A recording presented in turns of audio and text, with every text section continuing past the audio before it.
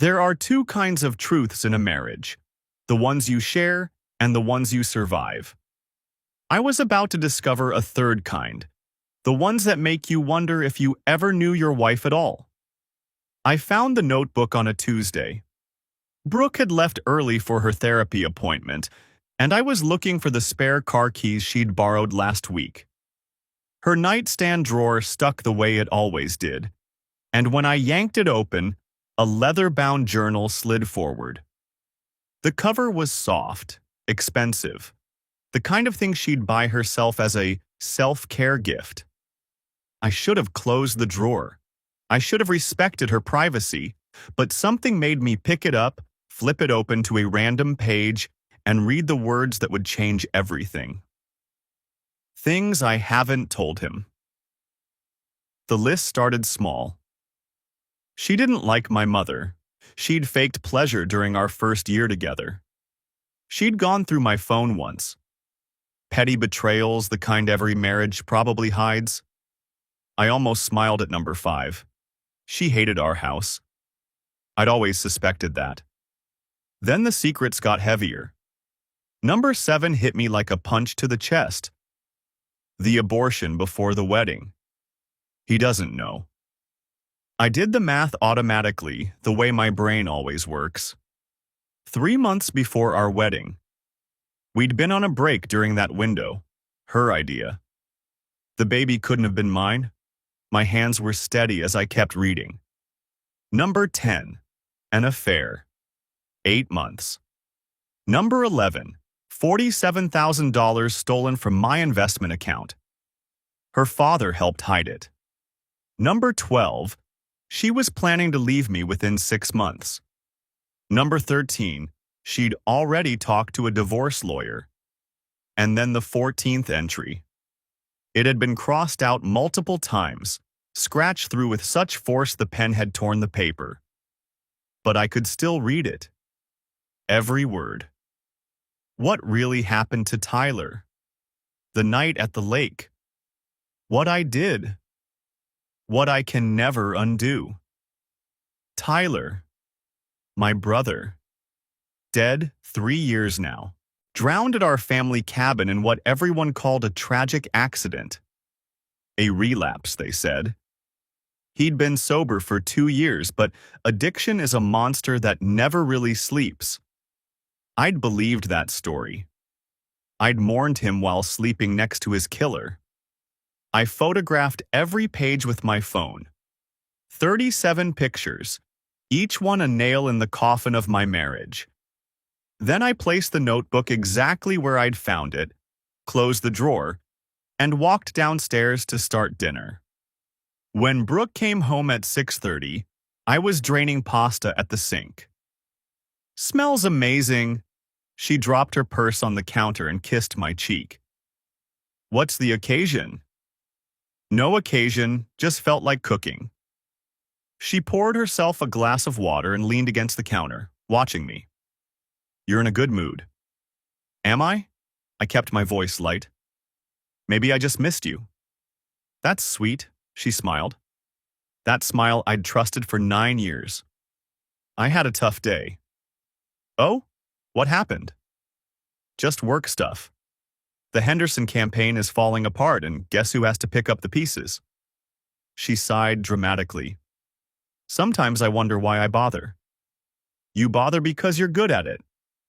You always know what to say." "How was therapy?" I asked, keeping my voice casual. "It was good. Dr. Reese thinks I'm making real progress." I served her the pasta with the homemade sauce I'd been simmering for 2 hours. Poured her a glass of the red wine she liked. Sat across from her at the table where we'd shared 1,000 meals.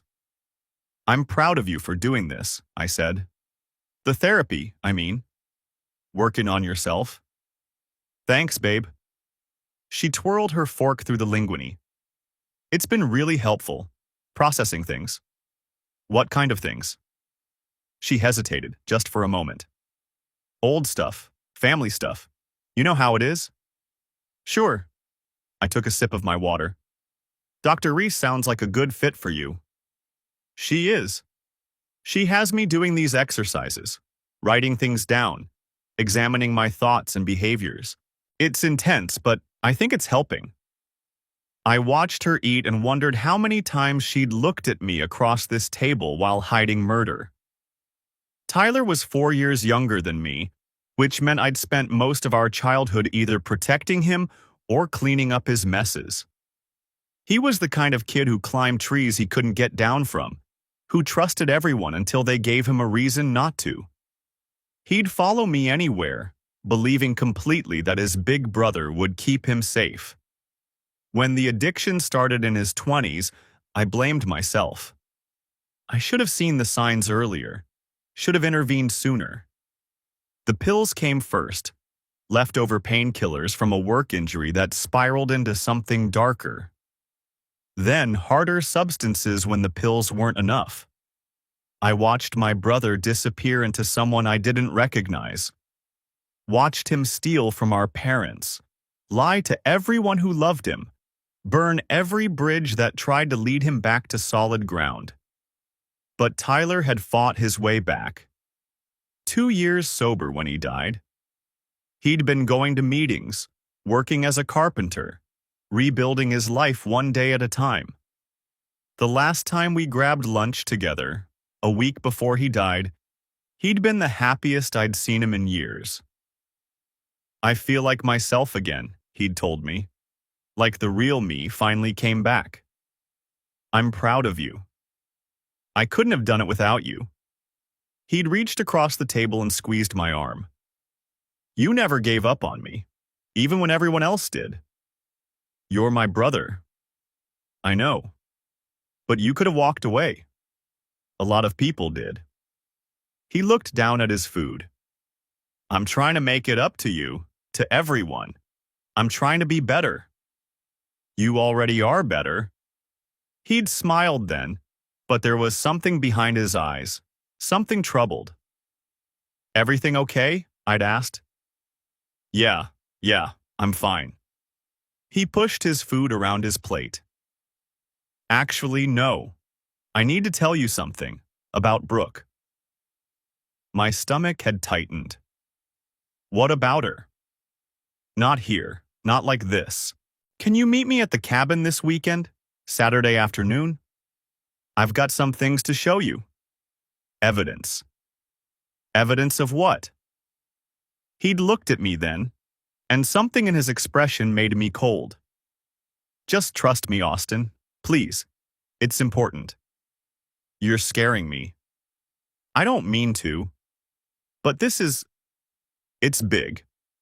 And I need you to see it for yourself, not just hear me tell you about it. I need you to understand that I wouldn't bring this to you unless I was absolutely sure. Sure about what? Saturday, he'd said. We'll talk Saturday. But Saturday came with a crisis at work. A server breach at our biggest client that needed all hands on deck. I'd called Tyler and told him I couldn't make it, that we'd have to reschedule. Can it wait? He'd asked, and I could hear something like desperation in his voice. I'm sorry, Tyler. This is huge. If we don't contain it, people's financial data could be compromised. Thousands of people. Right. No, I get it. A long pause. I'm going up there anyway. I need to think. But Monday, okay? We talk Monday, no matter what. Monday, I promise. I love you, Austin. The words surprised me. Tyler wasn't usually effusive. I love you too. Are you sure you're okay? I will be, after Monday. There was no Monday. By Sunday morning, Tyler was dead. Found floating face down in the lake by a couple on a fishing trip. The coroner ruled it accidental drowning. His blood alcohol was 0.08, just above the legal limit. The official story was that he'd relapsed, had a few drinks, slipped off the dock in the dark. I'd never questioned it. The grief was too heavy to allow for questions. But now, lying next to Brooke in the darkness while she slept peacefully beside me, I replayed that final phone call. Tyler had wanted to tell me something about my wife. He'd had evidence. He'd needed me to see it for myself. And 3 days later, he was dead. I'm a software architect specializing in cybersecurity. I spend my days finding vulnerabilities in systems, tracing paths through code, identifying weaknesses that others miss. These skills translate surprisingly well to investigating your own wife. The morning after I found the notebook, I called in sick to work, something I never did, and started building my case. Our cloud backup was the first stop. Brooke thought she understood technology, but she didn't understand it the way I did. Deleted photos aren't really deleted. They leave ghosts in the system, metadata trails, recovery pathways. Within an hour, I'd pulled a folder of images she'd erased over the past 8 months. The man in the photos was handsome in that generic, wealthy way. Graying temples, expensive watch, the kind of tan you get from weekend golf. They were in restaurants, hotel rooms, once on what looked like a private beach somewhere tropical. In several of the pictures, she was looking at him the way she used to look at me. I studied the photos longer than I needed to. Not out of masochism, but analysis. Where were they taken? When? Were there patterns I could use? Every image was data, every smile a piece of evidence. The beach photos were geotagged to the Cayman Islands. I pulled up our credit card statements from that period. She'd told me she was at a marketing conference in Dallas. The lies were everywhere, so deeply woven into our daily life that I marveled she could keep them straight. I saved everything to an encrypted drive and kept searching. The financial records were next. I'd always handled our investments, but I'd given Brooke joint access to everything. Trust. What a concept. Now I traced every transaction for the past 3 years, and there it was. A series of transfers to an account I'd never seen. $47,000, moved in chunks small enough to avoid triggering automatic alerts. The amounts were random. $3,200 here, $4,700 there. Designed to look like normal household expenses if anyone happened to glance at the statements. Some of it went to an account in her father's name, the hiding she'd mentioned in the notebook. Grant Holloway, my father-in-law. I'd always known he looked down on me. Not rich enough, not connected enough for his precious daughter. At family gatherings, he'd make subtle digs about my career, my car, the neighborhood we lived in. Austin's doing fine for his field, he'd say, as if cybersecurity was some kind of hobby rather than a legitimate profession. Not everyone can be ambitious. Apparently, he was willing to help his daughter steal from me to reinforce his belief that I wasn't worth her time. I drove to the county records office that afternoon and requested the full police report on Tyler's death. The clerk was a tired woman in her 50s who barely glanced at my ID before handing over the file. "You family?" she asked. "Brother." She nodded, suddenly gentle. "I'm sorry for your loss." Reading it in my car in the parking lot, something nagged at me. Tyler's blood alcohol was 0.08. For a recovering alcoholic with 2 years of sobriety, that meant he'd consciously chosen to drink. A deliberate relapse. But Tyler had been passionate about his recovery. He went to meetings 3 times a week. He had a sponsor he talked to daily. He'd told me once that the thought of drinking again made him physically sick, that he could remember too clearly what it had done to him, to everyone who loved him. The night before he was supposed to tell me something important about my wife, he just decided to throw all that away? I didn't believe it. Not anymore. Megan Torres still had Tyler's eyes in her contact photos. I found her through his old social media accounts, traced her to a law firm downtown where she worked as a paralegal.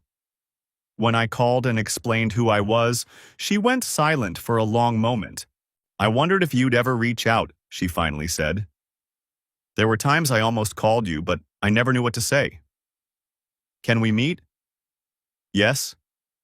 There's a coffee place on Maple, the one with the blue awning. Can you come tomorrow? I need to prepare myself. Of course. She was already there when I arrived the next morning.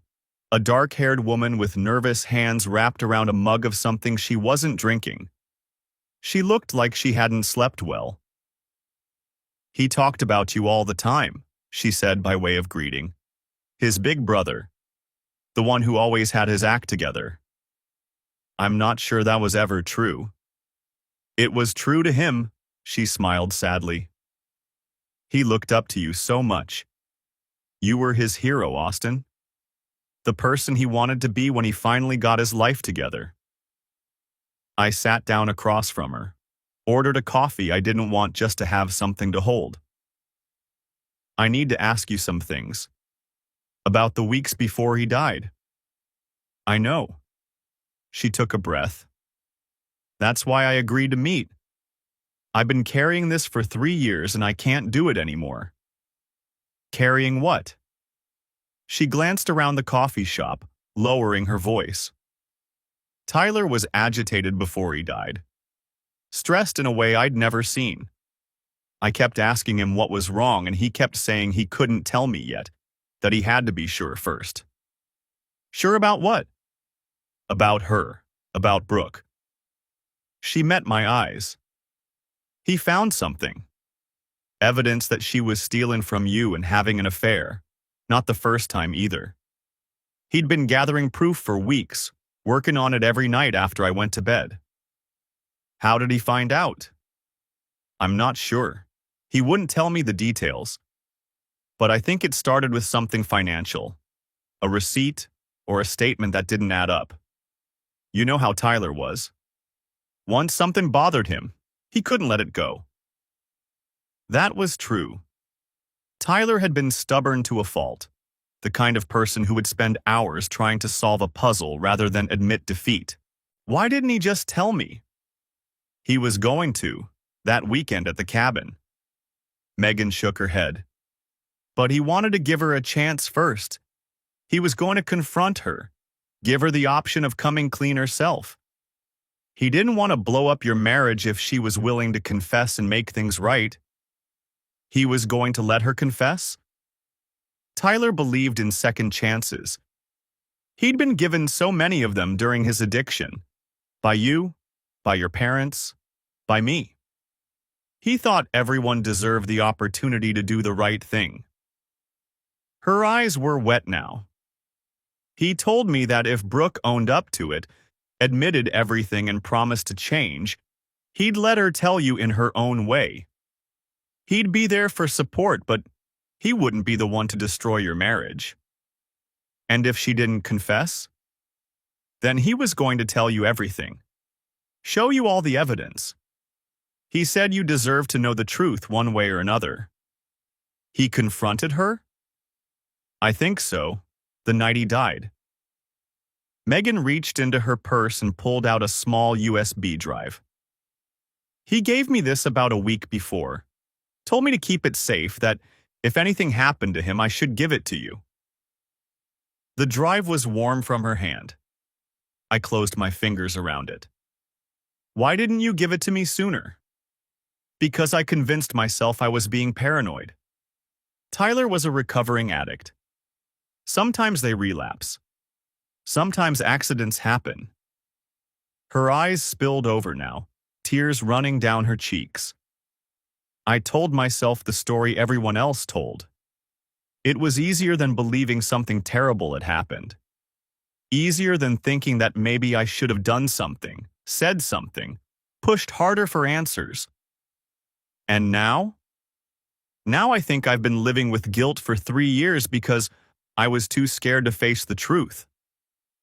She wiped her eyes with a napkin. I hope whatever's on that drive helps you find it. I waited until Brooke was asleep that night before plugging the USB into my laptop in the basement office. The drive contained 3 folders: financial records, photos, and audio. The financial records documented the theft in meticulous detail. Tyler had somehow obtained account statements, transfer records, a paper trail that led from my investments to Brooke's hidden account to her father's business holdings. He must have worked on this for months. The photos were harder to look at. Brooke with a man I didn't recognize. Not the same one from the recent pictures. This was a different affair, older. The timestamps showed these were from 4 years ago, before Tyler died. But the audio file was what stopped my heart. It was labeled simply, "Cabin Recording Final." I put in my earbuds and pressed play. There was ambient noise at first, wind, water, the creak of the cabin's old wooden deck. Then footsteps, and Tyler's voice, nervous but determined. "I have everything documented. The money you stole, the affair with Marcus, it's all here." Then Brooke, cold in a way I'd never heard her. "Tyler, you don't understand. This isn't what it looks like." "It's exactly what it looks like. You've been lying to my brother for years, stealing from him, sleeping with other men. He deserves to know." "And what good will that do? You'll destroy my marriage. Austin will leave me. I'll lose everything. Maybe you should have thought about that before you did all this." A long pause. Then Brooke's voice again, lower, more controlled. "What do you want? Money? I can get you money." "I don't want money." "Then what? What is it you want from me, Tyler?" "I want you to tell him the truth. Tomorrow. You call Austin and you tell him everything, or I will."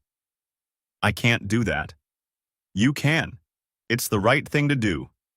I'm giving you a chance here, more than you deserve." "He'll leave me." "Maybe, or maybe he won't. Maybe he'll find a way to forgive you, but either way he needs to know who he's married to." "Tyler." Her voice had changed now, something harder underneath. Colder. "I will not let you destroy my life." "Brooke, you think I've spent all these years building something just to watch you tear it down? Because you want to play hero for your brother? This isn't about being a hero. This is about doing what's right." "Right," she laughed, but there was no humor in it. "And what makes you the judge of what's right? You're an addict, Tyler, a junkie who nearly destroyed his whole family. What gives you the authority to judge anyone?" The sound of movement. Footsteps on wood. Tyler's voice, sharper now. "That's not fair." "It's perfectly fair. You want to tell Austin about my sins? Fine. Then I'll tell him about all the money you stole from your parents. All the lies you told during your using days. How many chances did they give you? How many times did they forgive you?" "That's different." "Is it?" "Because from where I'm standing, we're both just people who made mistakes. The only difference is that I didn't get caught. You're getting caught now." More movement. The sound of a struggle. Shuffling. A gasp. "Let go of me." A splash. A loud, violent splash. Then Brooke, screaming. "Tyler! Tyler!" Splashing. Frantic movement. Then, nothing. The recording continued for another 40 minutes. Just the sound of water lapping against the dock. An owl somewhere in the distance. The wind in the trees. I listened to all of it. Every empty minute. When it ended, I sat in the silence of my basement and felt something in my chest calcify into stone. Brooke had been there that night. She'd lied to the police, told them she was at a conference in Chicago. I remembered now. I'd been at work when the sheriff called, pulling an all-nighter to contain the security breach. Brooke had arrived at the station separately, having cut her trip short when she heard the news. She'd seemed devastated. She'd held me while I cried. But she'd been there, at the cabin, when Tyler went into the water. The audio wasn't definitive enough for a murder conviction. A struggle, a splash. A defense attorney would call it an accident, claim she'd tried to help him. But I knew what I'd heard. The cold calculation in her voice. The threat. She'd pushed him, or she'd watched him drown, or something in between. Either way, my brother was dead because of her. The following week was an exercise in control. Every morning, I made Brooke coffee. Every evening, I asked about her day. I kissed her goodbye and welcomed her home and pretended to be the husband she thought she was manipulating. Meanwhile, I kept digging. Grant Holloway's involvement became clearer through careful research. I tracked wire transfers, phone records, political donations that connected to the county sheriff who'd handled Tyler's case. Grant had given money to Sheriff Patterson's re-election campaign 3 years in a row. They were golf buddies, apparently. Part of the same country club. $50,000 had moved from Grant's account to Brooke's the day after my brother's body was found. The memo line called it a consulting fee. The investigation into Tyler's death had been closed unusually quickly, with minimal forensic work. No one had questioned why a 2-year sober addict would suddenly relapse alone at a lake cabin. No one had looked into why his blood alcohol was barely above the legal limit, enough to suggest impairment, but not enough to suggest a serious binge. Grant hadn't just helped Brooke hide stolen money, he'd helped cover up what happened at the lake. I was alone in this. I couldn't go to the police. Grant had connections everywhere, and the evidence might not be enough for charges. I couldn't confront Brooke. She'd lie, manipulate, potentially destroy evidence. I couldn't tell anyone what I knew without alerting my targets before I was ready. So I did what I do best. I planned. The first week was dedicated to organization. I bought a separate laptop, paid cash at a store 3 towns away, and created encrypted files for everything I'd gathered. Photos, documents, audio files, timelines. I cross-referenced dates, built connections, mapped out every lie Brooke had told and when she'd told it. The second week was strategy. I identified my targets. Brooke herself, Derek the unwitting accomplice, Grant the enabler, and the institutions that could amplify my revenge. Her employer, the IRS, the county DA. Each target would require a different approach, a different timeline, a different set of pressures. I made lists. I made contingency plans. I thought about what could go wrong and how to minimize those risks. It was the same methodology I used at work when assessing security vulnerabilities. Identify the weak points, develop exploits, execute systematically. The difference was that this time, the system I was attacking was my own life. Some nights, lying awake while Brooke slept beside me, I questioned what I was becoming. Was this justice or revenge? Did the distinction matter? Tyler was dead, and nothing I did would bring him back. But something in me refused to let her get away with it. Refused to let her walk into a new life with Derek, while my brother rotted in the ground. I told myself I was doing the right thing. Most of the time, I believed it. The affair partner's name was Derek Sullivan.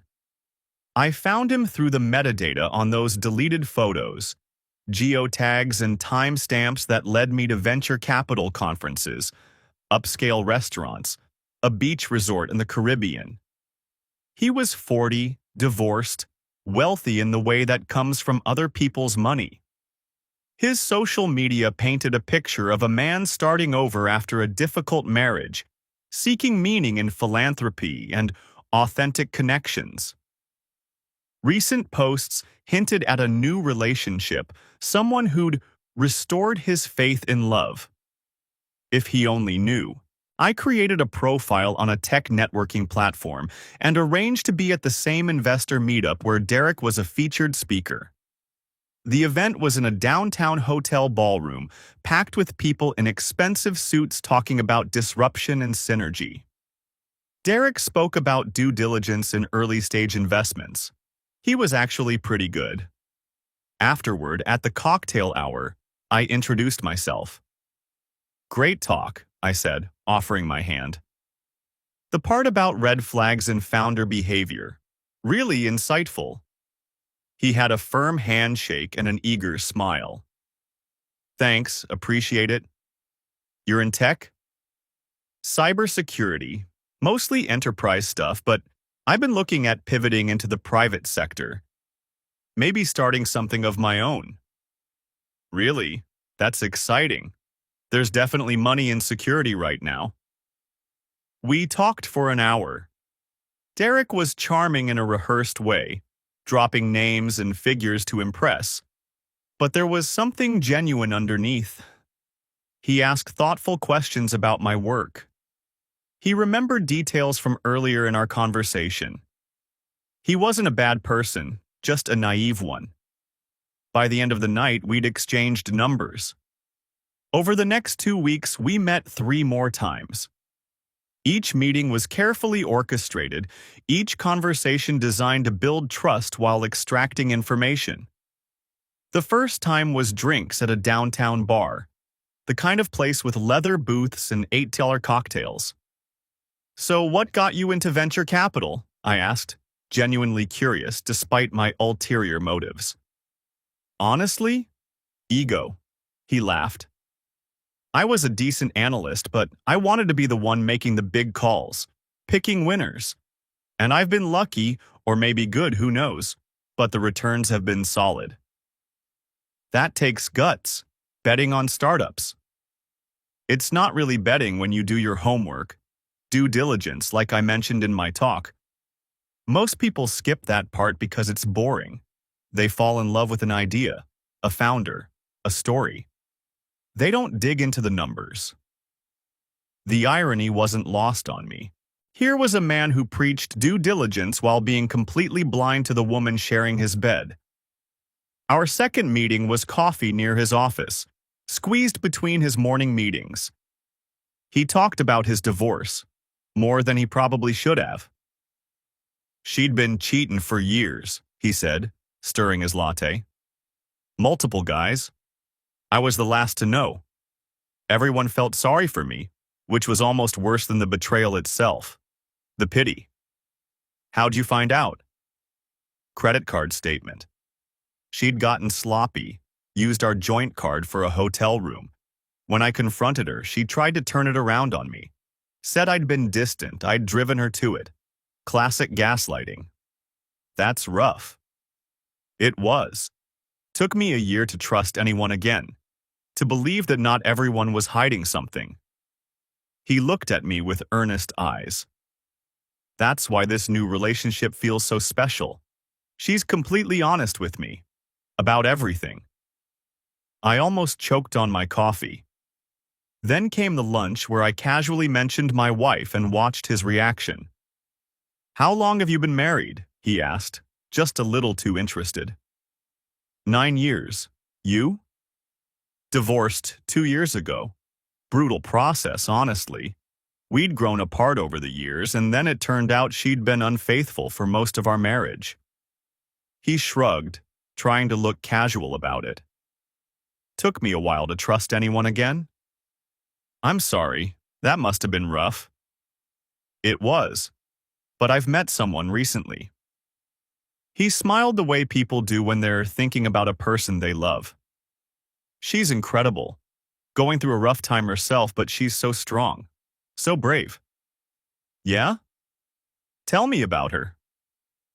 He told me more than he should have. About her unhappy marriage, her controlling husband, how she was planning to leave but needed time to get her finances in order. About how they'd connected at a conference 8 months ago and fallen hard. She's the kind of person who lights up a room, you know? Everyone gravitates toward her, and she chose me. He laughed, almost embarrassed by his own sincerity. I feel like the luckiest man in the world. Sounds special. She is. She really is. And she's leaving him soon. Her husband, I mean. Then we can finally start our real life together. I'm even looking at houses with enough room for her to have an office. She wants to start her own marketing consultancy. When's she leaving him? Within the next few months, once she's got everything sorted on her end. Finances, legal stuff. It's complicated. I nodded sympathetically and filed every word away. 2 weeks later, I asked Derek to meet me at a quiet bar. Somewhere private, I said. I had something important to discuss, something personal. He arrived looking curious but trusting. We'd built a rapport over those weeks. He thought we were becoming friends. His face when I slid the folder across the table was something I'll remember forever. Confusion, then fear, then slow, dawning horror. What is this? Open it. Inside were photos of Brooke with her previous affair partner, the man from Tyler's files. There were financial records showing money siphoned from my accounts. There was a partial transcript of the cabin audio, carefully edited to show Brooke admitting to theft and infidelity while hiding the part about Tyler's death. Her name is Brooke Carter, I said quietly. She's my wife. Derek's face went white. What? I'm not here to threaten you or blame you. This isn't about you and me. But I thought you deserved to know who she really is before you threw your whole life away for her. He flipped through the documents, hands shaking. This can't be right. She told me. She told you her husband was cold, distant, maybe controlling? That the marriage was over in all but name? That she just needed time to escape? He looked at me, and I could see the answer in his eyes. She's done this before, Derek. The affair you're having isn't her first. The man in those photos, that was 4 years ago. She has a pattern. I leaned forward. And the money she's talking about using to start a new life with you? Some of it's stolen. From me. I don't believe this. You don't have to believe me. Verify it yourself. You have the resources, the connections. Do your due diligence like you talked about in your speech. I stood up, dropping some bills on the table for our drinks. I just thought you deserved to know the truth before you became the next man she lies to. His hand shot out, grabbing my arm. Wait, please, just sit down for a minute. I hesitated, then sat. Why are you telling me this? His voice was raw. What do you want from me? I don't want anything from you, Derek. You're not my enemy. You're just collateral damage in something that started long before you met her. But why not just confront her? Or go to the police? Why come to me? Because you deserve to make an informed choice.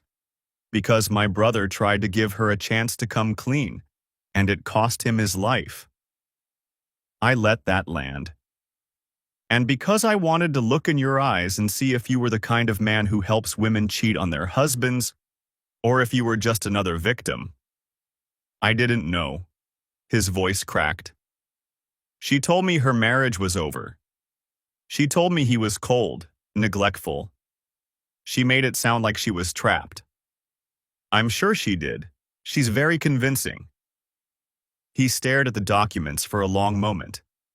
Then, quietly, what happened to your brother? I met his eyes. That's something I'm still finding out. I left him there, staring at the folder like it might burst into flames. Phase 2 was the money. I'd spent weeks documenting everything. The $47,000 from my investment account. The additional $23,000 siphoned from our joint savings over the years in small amounts. $35,000 in questionable expense reports from her company. Inflated receipts. fake vendor payments, phantom consulting fees, found in emails she'd thought she'd permanently deleted. The package I sent to Brooke's corporate compliance department was comprehensive and anonymous. I used a burner email account routed through 3 different VPNs, printed the documents at a public library, mailed them from a postal box 2 towns over. It arrived on a Wednesday morning, 24 hours before the quarterly shareholder meeting. I also forwarded documentation of Grant's role in hiding the money to a forensic accountant I'd hired under a false pretext. He identified potential tax fraud in the structure of the transactions. The way Grant had disguised the transfers as business expenses, the discrepancies in his reported income. The IRS complaint was filed on the same day. The dominoes started falling on a Friday. Brooke came home from work early, her face puffy and red. She'd been crying, really crying, not the performative tears I'd seen her use when she wanted something. "What happened?" I asked, playing the concerned husband. "There's an investigation. At work." She collapsed onto the couch, still wearing her coat. "Someone sent compliance a bunch of documents, expense reports, financial records. They're saying I embezzled money." I sat next to her, put my arm around her shoulders. "That's insane. You'd never do anything like that." "I know. It must be some kind of mistake, or someone's trying to set me up." She leaned into me, seeking comfort from the man systematically destroying her life. "They put me on administrative leave, pending investigation. They took my laptop, my badge. They walked me out in front of everyone." "We'll figure it out," I said. "Whatever this is, we'll fight it together." How can anyone think I would do this? I've given that company 8 years. 8 years of my life. "I know, baby. I know." That night, her phone buzzed with a text she tried to hide from me. She angled it away, but I caught a glimpse of the preview. "I don't think we should—" I didn't need to see the rest. I already knew what it said. Derek had stopped returning her calls. The fairy tale was crumbling. A week later, Grant called the house and I made sure to answer. "Is Brooke there?" His voice was strained, none of its usual condescension. "She's in the shower. Everything okay?" "Fine. Everything's fine. Just tell her to call me." But I could hear it, the fear underneath his words. Something was wrong in Grant Holloway's carefully constructed world. Later that night, Brooke told me. The IRS had sent a letter, something about discrepancies in his business accounts, possible audit. "He's freaking out," she said. "I've never heard him so stressed." Tax stuff is scary, but I'm sure it's just a misunderstanding. "Yeah." She didn't sound convinced. "Probably." Brooke was unraveling. She wasn't sleeping, barely eating. Dark circles appeared under her eyes, and she'd lost weight in a way that made her look gaunt rather than slim. She'd stare at her phone for hours, waiting for messages that never came. When she did get calls, they were from lawyers, hers or her company's. One night, I came home to find her on the floor of the living room, surrounded by papers, crying. "What's all this?" I asked, playing concerned. "Financial records. They want to see everything. The compliance investigators, they're going back 5 years." She looked up at me, mascara streaked down her face. "Austin, I don't know what to do." I knelt beside her, gathering some of the scattered papers. "Maybe you should call a lawyer, a good one." "I have a lawyer. 3 lawyers, actually. They cost more per hour than I make in a day." She laughed bitterly. "And they keep telling me the same thing. Cooperate, be transparent, hope for the best." That sounds reasonable. Does it? Because from where I'm sitting, my career is over. Everyone at the company already thinks I'm guilty. Even if I'm exonerated, who's going to hire someone with this kind of cloud hanging over them? I handed her a tissue. You've still got me. We'll get through this together. She looked at me, really looked, and for a moment I thought I saw guilt flickering behind her eyes.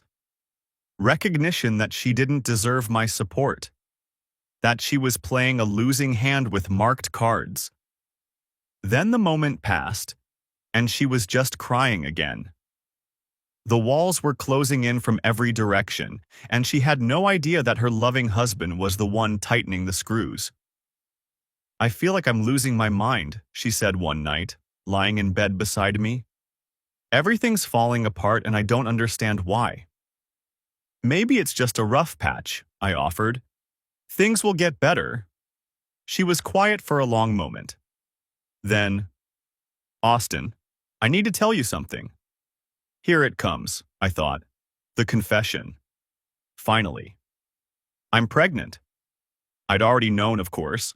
Found the positive test in the bathroom trash 2 weeks ago. Done the math, the baby couldn't possibly be mine. We hadn't been intimate in months. She'd claimed headaches, stress, exhaustion. Always an excuse. But she didn't know I knew that. In her mind, there was a chance, a slim one, that the baby was mine. And even if it wasn't, she was betting that the news would make me recommit. That I'd forgive whatever came out because I'd want to be a father. Because I'd feel tied to her by something more than marriage. The manipulation was so transparent it was almost beautiful. That's wonderful, I said, pulling her close. Let's start planning a nursery. I sent the invitations 3 weeks later. A gathering at the lake cabin to mark the 3rd anniversary of Tyler's death. Family and close friends, a chance to remember him together. Brooke didn't want to go. I could see her searching for excuses. The investigation, her stress, the pregnancy. But there was no graceful way to refuse. Her parents would be there. My parents. Our closest friends. Refusing to attend a memorial for her brother-in-law would look heartless. Are you sure you're up for this? She asked, probing for my state of mind. It might be emotional. Maybe we should wait another year. I think it's important. Tyler would have wanted us to gather, to remember him together as a family. Don't you think? Of course. I just worry about you. I'll be fine. Having everyone there will help. She couldn't say no. So 3 days later, we drove up together, making small talk about the nursery and baby names and everything except what was actually happening.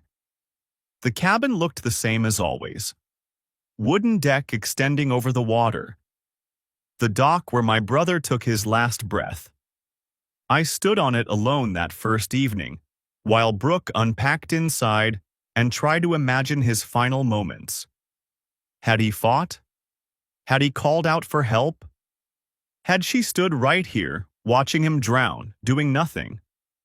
I'd never know exactly what happened, but I knew enough. The gathering started at noon the next day. 17 people filled the cabin's main room.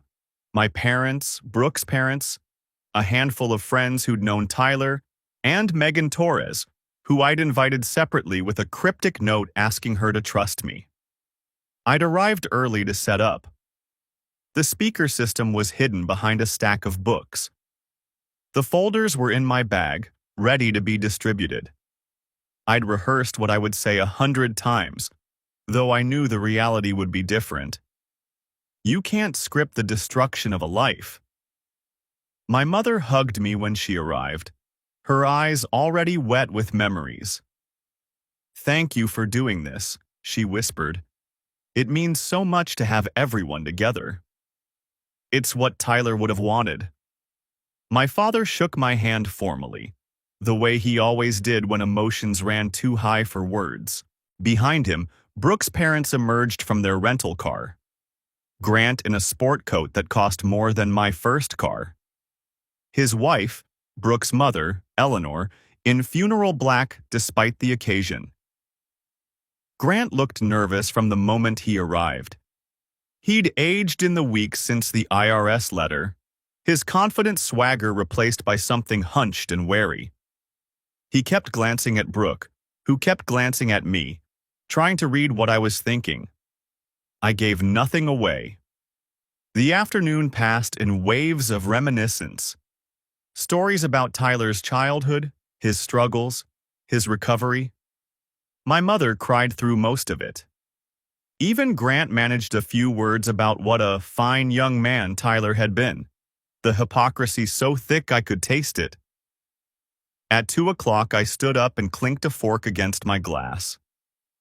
Thank you all for coming. I know today is difficult. It's difficult for all of us who loved Tyler. But I wanted us to be together, to remember him, and to finally understand what happened 3 years ago. Confused looks around the room. Brooke's face went pale. I found something a few weeks ago. Something Tyler wanted me to have. I pulled out my phone and connected it to the portable speaker I'd set up earlier. It's a recording, made right here, on the night he died. Austin, Brooke started, rising from her chair, but I was already pressing play. Tyler's voice filled the room. The confrontation, the accusations. Brooke's cold denials, then her colder threats. I will not let you destroy my life. The sounds of struggle, the splash. My mother's hand covered her mouth. My father's face was stone.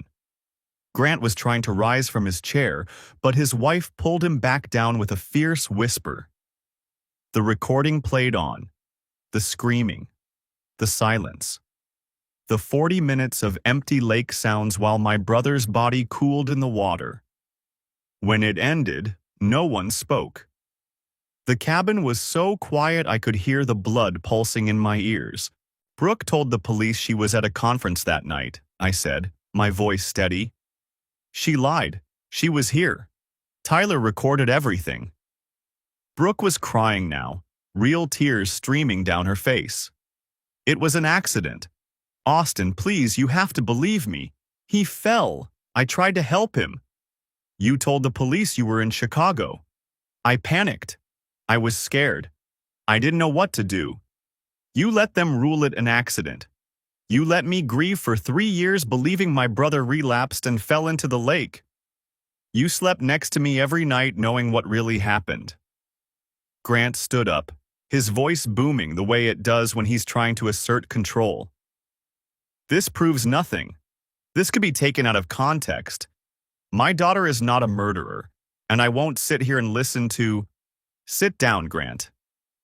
I didn't raise my voice, but something in my tone made him listen. I have documentation of your involvement too. The money you wired her the day after Tyler died. The calls you made to Sheriff Patterson. The way the investigation was quietly closed. I pulled a stack of folders from my bag and distributed them around the room. Financial records, phone logs, the timeline of the cover-up. Tyler found out Brooke was stealing from me. He found out she was having an affair, not her first, and not her last. He was going to give her a chance to confess, and if she didn't, he was going to tell me the truth. I looked at my wife, really looked at her, for what felt like the first time in years. He died because he tried to protect me. My mother was sobbing now, clutching my father's arm. Megan had tears running down her face, but she nodded at me, a small gesture of solidarity. Grant was shouting about lawyers and slander, and how I'd regret this. Brooke was trying to explain, to justify, to minimize. You don't understand what it was like, she said, her voice high and desperate. He was threatening everything I'd built, everything I'd worked for. He was trying to protect your husband. My mother's voice cut through the room. sharp with grief. He was trying to do the right thing, and you let him drown. I didn't let him. It was an accident. Then why did you lie? My father spoke for the first time, his voice quiet but devastating. Why did you tell the police you were in Chicago if it was just an accident? Brooke had no answer. My mother stood up, steadied herself against a chair. I want to hear you say it. Look at me and tell me what happened to my son. Mrs. Carter, tell me. The room went silent. Brooke's facade finally cracked completely. Not the theatrical tears she'd used for years, but something raw and ugly. We argued, she said, barely audible. He was going to ruin everything. My marriage, my job, my relationship with my family. I begged him not to. I told him I'd change, I'd pay back the money, I'd end things with Marcus. But he wouldn't listen. He said Austin deserved the truth. And then, I grabbed his arm. I was trying to stop him from leaving. He pulled away and he lost his balance. He went into the water. Her voice broke. I tried to help him. I swear I tried. But it was dark, and the water was cold, and he went under. For 40 minutes, I said. You stood there for 40 minutes while he was in that water. The recording captured all of it. She had nothing to say to that. But I was done listening. I've sent copies of everything to the county DA, I said. They're reopening Tyler's case. 6 weeks later, I signed the final divorce papers in my attorney's office. The weeks between the cabin revelation and this moment had been a blur of legal proceedings, media inquiries, and uncomfortable conversations. The local news picked up the story. Businessman's death reopened after new evidence. And suddenly everyone wanted to know what had really happened at the lake 3 years ago. Brooke hired a crisis management firm, then fired them when she couldn't afford their rates anymore. She gave one disastrous interview where she tried to paint herself as a victim of circumstance, but the audio recording had already gone viral. Comment sections filled with people calling her a murderer, a liar, a monster. Part of me felt the justice of it. A larger part felt hollow. My attorney slid the final document across his desk. Sign here and here and here. That's it? That's it. 9 years, reduced to paperwork. I signed. The pen felt heavier than it should have. Before you go, my attorney said, there's something you should know. Her attorney reached out this morning. She wants to talk. Says she has things she needs to say to you. No. You don't want to hear what There's nothing she could say that would change anything. Nothing she could explain that would bring Tyler back or undo the last 3 years. I gathered my copies of the documents. She had her chance to talk. She had 1,000 chances. She chose to lie instead. He nodded slowly. For what it's worth, I think that's the right call. I stopped at the door. What would you have done? In my position? He was quiet for a moment. Honestly, I don't know. What you went through, that's beyond anything I can imagine. But I know this. You handled it better than most people would have. You were strategic, you were patient, and in the end, you got justice. Is that what this is? Justice? Close enough, he said. Close enough. Brooke was gone. Not just from my life, but from the life she'd built so carefully. Her company had fired her after the compliance investigation confirmed the embezzlement. Derek had filed a restraining order after she'd shown up at his office, begging him to believe her side of the story. Grant was facing federal tax charges and had cut her off financially to protect his remaining assets. The DA couldn't charge her with murder. The audio wasn't conclusive enough, and too much time had passed for forensic evidence. But the truth was public now. She was the woman who might have killed her brother-in-law, who definitely helped cover it up. The court of public opinion had rendered its verdict. In the divorce settlement, I documented the fraud, the hidden money, the theft from our accounts. Her attorney advised her to settle rather than face a public trial that would expose every detail. She got nothing. The baby, I learned later, had never existed. She'd faked the pregnancy test, bought a positive one online to manipulate me into staying. When I demanded medical verification, the whole deception fell apart. One more lie in a fortress built of them. I sold the house we'd bought together. The one she hated. The one downtown she'd always wanted was now far beyond her means. The coffee shop on Maple looked different in winter, stripped bare of the outdoor seating where Megan and I had first talked. Snow dusted the sidewalk, and the windows were fogged with warmth. She was waiting at a corner table when I arrived, 2 steaming mugs already in front of her. "You look better," she said as I sat down. "I feel better. Not good exactly, but better." That's more than I expected, honestly, after everything. I shrugged. The therapist I've been seeing says I'm processing healthily, whatever that means. "You're seeing someone? That's good." She smiled. "Tyler would approve. He always said you kept too much bottled up." He was probably right. About a lot of things, it turns out. We sat in comfortable silence for a moment, sipping our drinks. Outside, a couple walked past, bundled against the cold, laughing at something one of them had said. "Can I ask you something?" Megan said. "Sure." "Do you regret it? The way you handled things?" I considered the question. I regret that it was necessary. I regret that Tyler's dead and nothing I did will change that. But the way I handled it? I shook my head. No. She would have gotten away with everything. The money, the affairs, what happened at the lake. She would have waltzed into a new life with Derek and never looked back. And now? Now she has to live with the consequences, just like the rest of us. Megan nodded, understanding in a way that didn't require explanation. What happens now? I'm thinking of traveling. Tyler always wanted to see Japan, New Zealand, Iceland. I wrapped my hands around the coffee. Maybe I'll go to all of them. He'd like that. She smiled, the first real smile I'd seen from her. I'm moving on too. Finally put in my notice at the firm. There's a nonprofit in Seattle that's been recruiting me.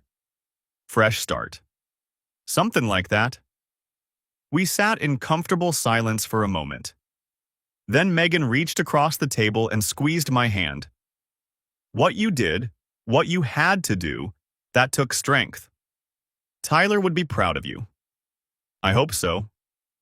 We finished our coffee and said goodbye in the parking lot. She hugged me and I let her, and then she was gone. I walked to my car, keys in hand, when my phone buzzed. Unknown number. I almost ignored it. The text said, I know what you did, the way you planned all this. I found your notebook. I stopped in the middle of the parking lot, cold air biting at my face. Someone had found my documentation, the timeline I'd built, the methodical plan that had dismantled Brooke's life piece by piece. I'd been careful, but apparently not careful enough. I looked at the message for a long moment. Then I typed back, "Some truths are meant to be found." I deleted the conversation, slipped the phone into my pocket, and walked into the winter sunlight. The air was cold but clean, the kind of cold that feels like possibility. Behind me, the coffee shop's door swung shut, sealing off the warmth inside. Ahead of me, the street stretched toward a future I couldn't see but was finally free to build. Tyler had died believing some things were worth exposing, no matter the cost. He'd confronted Brooke not out of cruelty or revenge, but out of love for his brother. Out of the belief that I deserved to know who I'd married. I'd honored that belief the only way I knew how. Not with his grace, not with his willingness to offer second chances, but with truth. With consequences. With the systematic dismantling of a lie that had cost him his life. Was it enough? I didn't know. Some wounds don't heal, they just stop bleeding. But the plane tickets to Tokyo were in my apartment. 3 weeks from now, I'd be on the other side of the world, seeing the cherry blossoms Tyler had always talked about. Walking the streets of a city where no one knew my name or my history. Starting something new. It was time to start living again. The car started on the first try. I pulled out of the parking lot and merged onto the main road, the town I'd lived in for a decade, sliding past my windows like scenes from someone else's life. In the rearview mirror, I could see the coffee shop getting smaller. The past getting smaller. I didn't look back.